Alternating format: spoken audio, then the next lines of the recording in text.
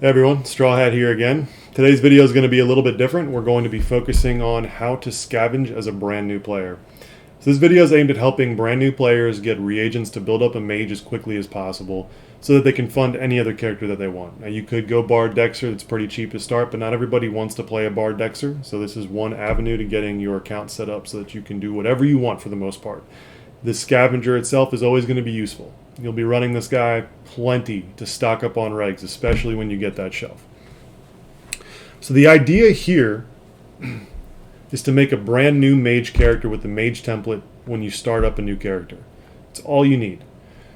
Now granted, I would say go in the newbie dungeon, level up camping by using a dagger on some of the trees outside to get kindling, double click the kindling inside the newbie dungeon, punch some mongbats, get that strength up, get it to 100, get camping to 70, maybe wrestling to 70, pick up healing if you can.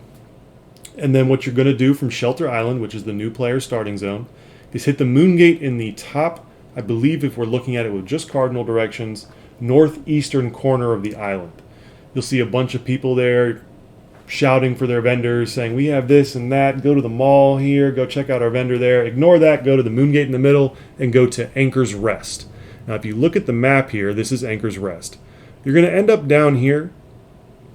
I'm going to open the map up a little bit more for you. Right where the moon gate is in the southeast corner here.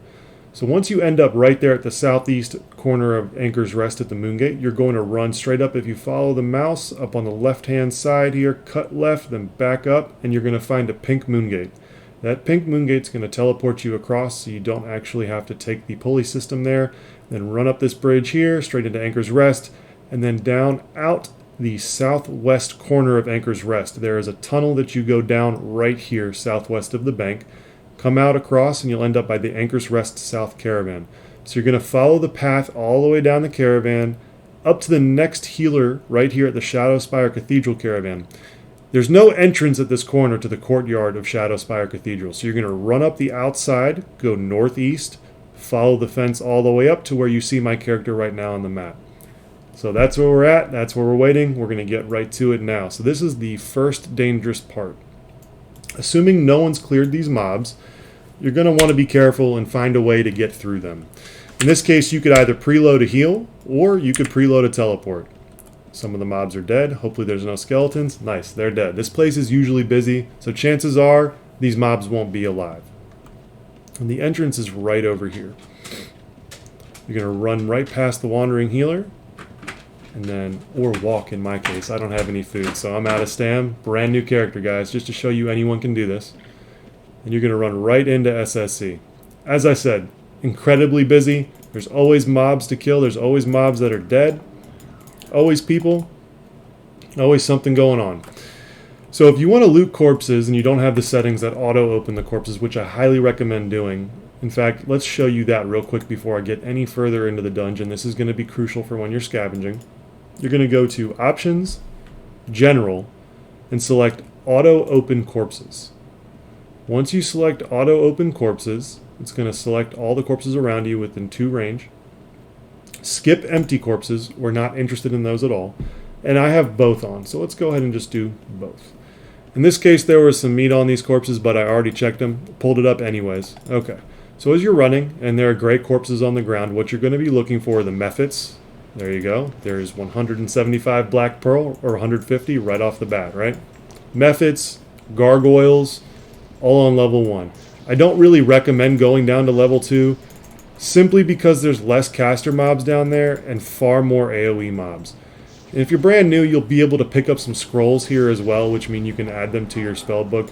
But that's not what you're after right now. You're simply after picking up as many regs as you possibly can. I don't recommend looting other people's kills unless the corpse is gray. So turn on Prevent Criminal Looting. To do that, you're going to type bracket Prevent Criminal Looting. All one word. What that does, it will prevent the blue corpses from popping up so you don't loot other people's stuff before it decays and becomes available to everybody and turn you criminal. Last thing you want to do is loot 1,000 reagents, go gray as a brand new player, and everyone here looks at you like you're fresh meat.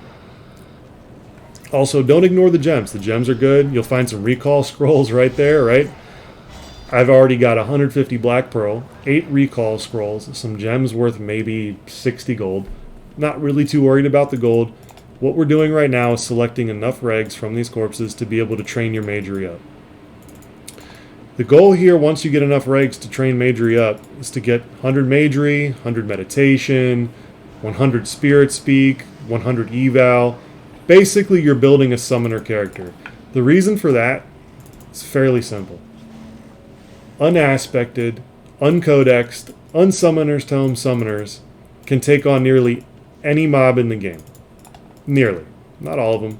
But they could essentially kill one of these gargoyles, one of these methods. You're just going to have to resummon your water elemental and fire elemental fairly consistently. Now, as you get gold, you get stronger, you've built up your character, you've killed enough. Here we go. Here's a golden gargoyle. We've got 359 gold, a shield. Looks like maybe 300 mandrake root. As I was saying, as you get stronger, your character's built up, you have 60k, you're going to buy a summoner's tome. That's if you haven't filled out a spell book yet. But once you fill out a spell book and get a summoner's tome, you can start beefing up your summons. You don't have to get aspected. Your summons are going to kill whatever you feel like. These gargoyles are essentially as hard as elder vampires, which are some of the harder mobs in the old world. Spectral terrors probably being the most difficult. You're not really going for those though. You can come down here, kill these gargoyles, get a free 150 regs, up to 300. Get some gold, slowly work your way up. And what you've done is built a character that can fund any other character in the game that you want to produce. So if you want to build a pure Dexer, which takes forever to build up on your own as a fresh character without support. If you want to build a Tamer, you've got a character to go make gold to fund your command core aspect farming, which you may not know what those are yet, but they're about 50k per core. You need 12 to get aspected, then you need a few more every level that increases every time you build up that aspect. I'm not going to get into details, but you're going to want to have a summoner character like this just to fund any other form of character or crafter that you want to do at the beginning. And I know it looks kind of boring, but keep in mind you are in the most difficult dungeon right now that's available to us. Actual dungeon, not an overworld farm. But okay, we've been here for what? About 5 minutes roughly, and at this point we now have 450 reagents collected, 359 gold. I'm not worried about gold, and this is why you're a mage. Took one hit, fizzled my spell, but you have 750 free reagents, and as you're sitting here farming, you'll be able to find more. This will top you off, get right back into farming all the gray corpses, all the regs, whatever else you're interested in. Now if you want to take it to the next level, you could go forensic eval. Bring down a skinning knife. I think you start with one if you create that skinner as a second skill. If not, get a little gold. You should be able to afford it from one of the vendors fairly easily. But yeah, guys, that's all there is to it. I know I brought this up in one of my earlier videos. Come down here and scavenge. Well, that character that I brought up in the earlier video started just like this. I got my magery up first because I had some gold to fund it. But it was the same thing. I quite literally just run around. I'm looking for gray corpses. If some regs pop up, great. If not, I move on and look for the next, right? Now, if you want to take it to another level, you could start as a mage, and then for free, train your hiding up to 70 within the newbie dungeon. That might take you 10 to 20 minutes. You could probably combine camping, hiding, and a few others to give yourself an edge. So let's say you come down here and everything's being looted. All the gray corpses are freshly picked, which most of them are. Or you could loot some gray dude's corpse and get his regs too, right? Maybe some armor if you want.